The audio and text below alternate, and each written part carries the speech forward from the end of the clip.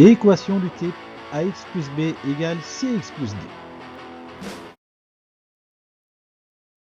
L'objectif unique de cette vidéo sera de te montrer comment, à l'aide de ma merveilleuse recette en 5 étapes et de mes 3 principes, je vais résoudre très aisément une équation du type ax plus b égale cx plus d. Et donc allons-y. Comment résoudre une équation du type ax plus b égale cx plus d? Cinquième et merveilleuse étape de notre voyage au pays des équations. C'est quoi notre équation? Là, je l'ai mise directement sur le côté parce que c'est un peu grand et que je vais avoir besoin de place pour la résoudre.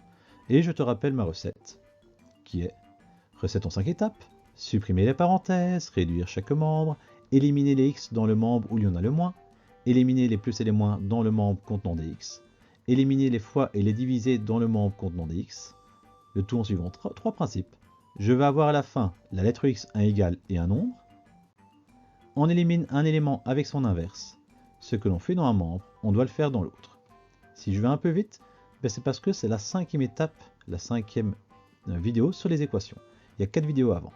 Alors tu peux tout à fait suivre, ce ne sera pas un problème. Je refais toutes les explications depuis le début, donc tu peux tout à fait suivre si tu n'as pas vu les autres. Cependant, si je vais un peu vite, n'hésite pas à aller revoir les autres. Parce que ceux qui ont vu les 4 vidéos précédentes, si je refais tout hyper lentement, en expliquant tout en détail, ils vont zapper, parce que voilà, ils ont compris. Cependant, si tu n'as pas trop de mal et que les autres types d'équations, les plus simples, entre guillemets, parce qu'on ne parle pas de type d'équations, on enlève des morceaux, il n'y a pas de type d'équation, c'est toujours des équations du premier degré inconnues, on a juste enlevé des morceaux. Bon bref, si les autres ça passe bien, ça ira. Si tu as du mal, n'hésite pas à aller revoir les autres, parce que là, je vais parfois pas sauter des étapes, mais je vais plus aller autant dans le détail pour pas ennuyer tous ceux qui ont vu les 4 vidéos précédentes. On y va.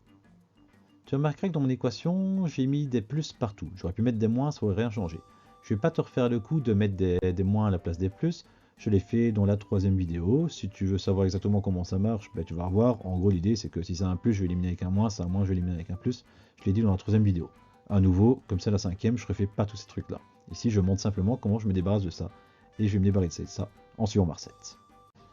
En premier, je vais supprimer les parenthèses. Bon, je vais pas te refaire tous les petits sketchs que j'ai fait dans les 4 vidéos précédentes en faisant semblant de chercher les parenthèses et tout, parce que c'est bon, tu vois bien qu'il n'y en a pas. Pop, étape suivante. Réduire chaque membre. À nouveau, je te refais pas tout le petit blabla, tu vois bien que les membres ils sont réduits, que les x sont tout seuls à gauche, tout seul à droite, etc. Les membres sont réduits. Étape suivante. 3e étape, éliminer les x dans le membre où il y en a le moins. Et c'est là l'intérêt de cette vidéo. Dans cette vidéo, la résolution commence à la 3e étape. Dans la vidéo précédente, la résolution commençait à la 4e étape, je faisais la 4e et la 5e étape.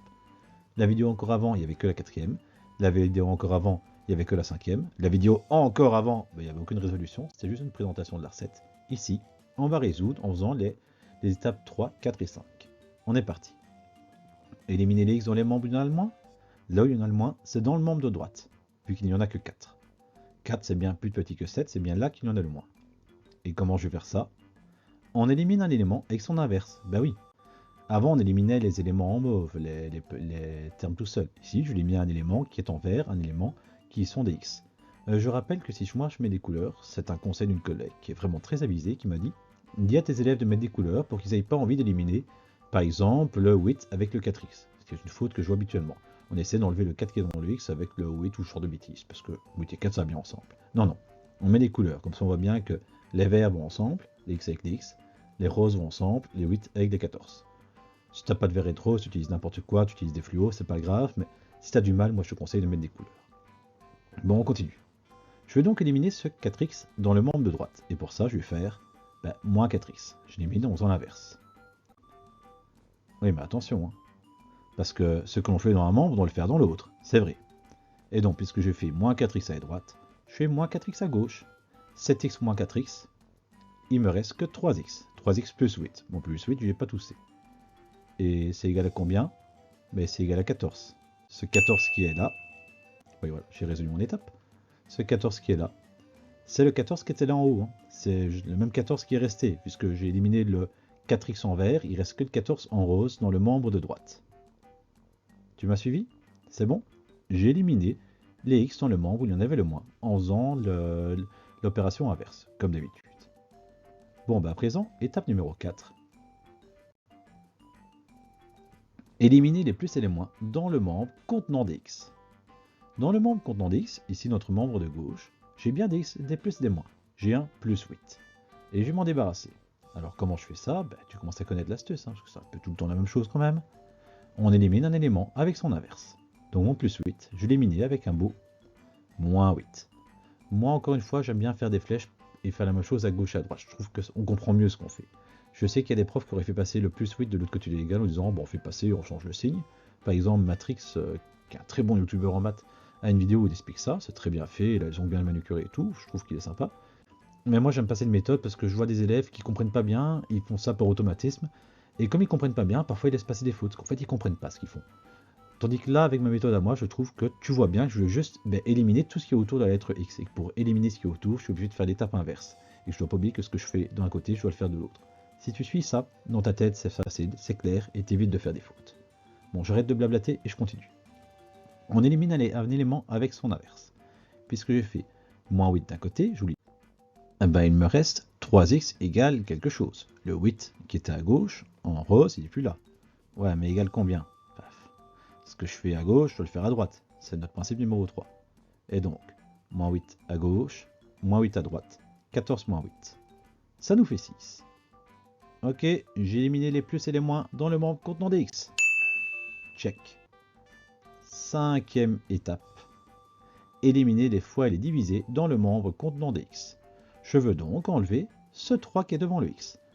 C'est tout le temps la même étape pour terminer. C'est normal parce qu'une équation, c'est tout le temps la même chose. Il n'y a pas des équations plus faciles que d'autres, c'est des équations plus courtes, mais c'est tout le temps les mêmes étapes. Il y a juste des équations, je suis presque à la fin, on a déjà dégrossi le travail. À part ça, c'est la même chose. Il y en a certaines qui sont déjà décortiquées, un peu comme les crevettes. Les crevettes au magasin qui sont toutes décortiquées, il n'y a plus qu'à les gober. Les équations du type AX égale B. Et puis il y a des crevettes qu'il faut décortiquer et se battre un peu avec, comme celle qu'on est en train de faire en ce moment. Tu vois, une équation, c'est une crevette. On y retourne. Comment je vais faire ça? Je vais éliminer un élément avec son inverse. Et donc, puisque c'est 3 fois x, je fais diviser par 3. Pour obtenir x égale quelque chose. Ouais, mais qu'est-ce que j'ai de l'autre côté de moins égal? C'est simple, puisque je ne le sais pas encore. Je vais faire dans le membre de droite ce que j'ai fait dans le membre de gauche. Ce qu'on fait dans un membre, on doit le faire dans l'autre. 6 divisé par 3, ça fait 2. Tu as éliminé les fois les divisés dans le membre contenant des x. Et puisque le but, c'était x égale quelque chose, et que toi, tu as x égale 2, c'est bon. Tu as terminé ton équation. C'est réglé. Je te fais pas la blague de te montrer les nombres à virgule, les fractions, etc. Alors déjà, pour ce genre de difficultés, il y aura encore une autre vidéo bien plus loin. Et pour les toutes petites particularités, toutes les difficultés, je le montre avant. Pour cette vidéo aussi, c'est réglé. Félicitations, tu es arrivé au bout de cette vidéo. J'espère que tu as tout compris. Si ce n'est pas le cas, n'hésite pas à te la repasser. Et si ça va toujours pas, tu lèves la main et comme d'habitude, je viens t'aider.